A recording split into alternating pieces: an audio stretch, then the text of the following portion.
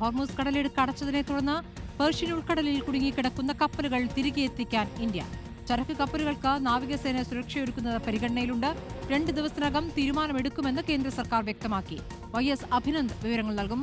അഭിനന്ദ്, ഇപ്പോൾ ഹോർമൂസ് കടലിടുക്കിൽ പെട്ടുപോയിരിക്കുന്ന കപ്പൽ അത് തിരിച്ചെത്തിക്കാനുള്ള നീക്കങ്ങൾ എത്രത്തോളം വേഗത്തിൽ നടക്കുന്നു?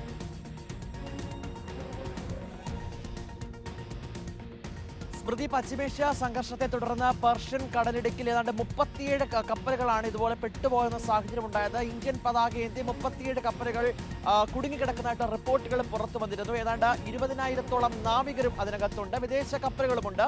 ഇന്ത്യയിലെ കപ്പലുകൾ 37 ഇന്ത്യൻ പതാകകൾ വഹിച്ച കപ്പൽ ഏതാണ്ട് 1000-ഓളം ഇന്ത്യക്കാരുള്ളപ്പോൾ വിദേശത്തുള്ള നിരവധി ചരക്ക് കപ്പലിൽ 20,000-ഓളം ഇന്ത്യക്കാരുണ്ടെന്നുള്ള റിപ്പോർട്ടുകൾ പുറത്തു വരുന്നുണ്ടായിരുന്നു. അതിന്റെയൊക്കെ അടിസ്ഥാനത്തിലാണ് ഇന്ത്യൻ നാവികസേന ഇപ്പോൾ കപ്പലുകൾ അങ്ങോട്ടേക്ക് അയക്കാനുള്ള തീരുമാനത്തിലേക്ക് എത്തിയിരിക്കുന്നത്.